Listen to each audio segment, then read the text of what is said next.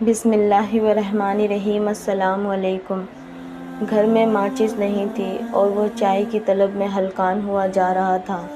تھکن اتنی شدید تھی کہ 4 منزل سے نیچے جا کر ماچس لانے کے خیال ہی سے اسے وحشت ہو رہی تھی۔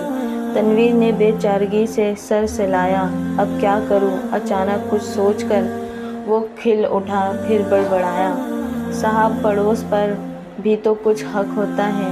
وہ ابھی حال ہی میں اس اسکوائر میں منتقل ہوا تھا اور اسے کچھ اندازہ نہیں تھا کہ پڑوس میں کون آباد ہے۔ اسے یہ سوچ کر شرمندگی سے ہوئی کہ وہ پہلی ملاقات میں ہی کچھ طلب کرے، چاہے وہ کوئی معمولی سی چیز ہی کیوں نہ ہو، لیکن اور کوئی چارہ بھی تو نہیں تھا۔ اس نے قدرے ہچکچاتے ہوئے کال بیل پر انگلی رکھ دی۔ کسی قدر انتظار کے بعد دروازہ کھلا۔ سامنے ایک خوش قامت جوانی کو الوداع کہتی حسین عورت کھڑی تھی۔ اس کی دمکتی آنکھوں میں حیرانی اور برہمی کا تاثر تھا، لیکن یہ ایک لمحاتی کیفیت تھی۔ یکایک اس کی آنکھوں میں مانوسیت اور تعجب کے رنگ جیسے آپس میں گھل مل گئے۔ وہ منہ نہا سے ایک لفظ ادا کیے بغیر یکٹک اسے دیکھے جا رہی تھی۔ وہ بے خودی سے بڑبڑائی، ایسا تو قصوں کہانیوں میں ہوتا ہے کہ خواب مجسم ہو کر آپ کے سامنے آ کھڑا ہو۔ تنویر اس غیر متوقع رویے پر گڑبڑا سا گیا۔ اس نے گلا کھنکھاتے ہوئے کہا، معاف کیجیے گا، میں نے ڈسٹرب کیا؟ عورت جیسے خواب سے جاگ اٹھی۔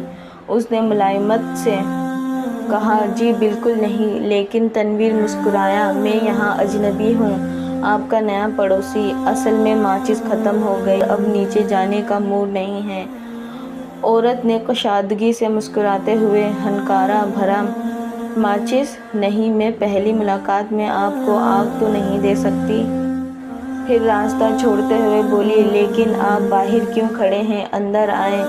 تنویر نے ایک پل سوچا، پھر یہ شکریہ ادا کرتے ہوئے اپارٹمنٹ میں داخل ہو گیا۔ یہاں مہک اور سناٹا آپس میں گندھے ہوئے تھے، جس سے مقیم کی نفاست پسندی کا اندازہ ہوتا تھا۔ کمرے کی سجاوٹ سے گھر کے مالک کا نفیس ذوق اور سلیقہ مندی عیاں تھی۔ وہ یہ اندازہ قائم کر چکا تھا کہ عورت یہاں تنہا رہتی ہے۔ آپ کے سوچ میں الجھ گئے؟ کمرے میں جلترنگ سے گنگنائے۔ اس نے چونکتے ہوئے جواب دیا، نہیں، کچھ خاص نہیں، دل ہی دل میں آپ کی نفاست پسندی اور اعلیٰ ذوق کو سراہ رہا تھا۔ عورت فراغ دل سے مسکرائی، اچھا یہ فرمائیں، کافی پسند کریں گے یا چائے؟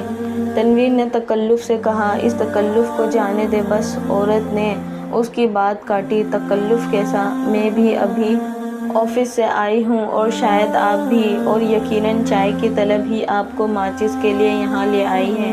تنویر نے جیسے ہار مانتے ہوئے کہا، اچھا تو چائے ہی لے آئیں۔ وہ اس کی خود اعتمادی اور ذہانت سے خاصا متاثر ہوا چلا تھا۔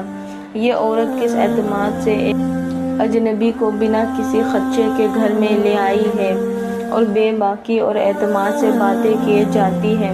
کچھ دیر بعد وہ چائے اور لوازمات کے ساتھ مسکراتی ہوئی کمرے میں داخل ہوئی۔ آپ سوچ رہے ہوں گے کہ اس گھر میں اتنا سناٹا کیوں ہے؟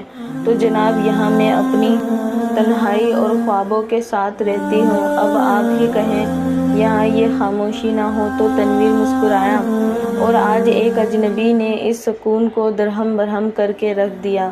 اجنبی؟ لڑکی خواب ناک آواز میں بڑبڑائی، یہی تو عجیب بات ہے کہ میں آپ سے واقف ہوں، بس ملاقات آج ہوئی ہے۔ تنویر نے سٹپٹا کر اسے دیکھا، میں سمجھا نہیں۔ عورت نے جیسے اس کی بات سنی ہی نہیں۔ اس نے اپنی بات جاری رکھی، کتنے مزے کی بات ہے کہ میں آپ سے واقف ہونے کے باوجود آپ کا نام تک نہیں جانتی اور باتیں ملائے جاتی ہوں، ورنہ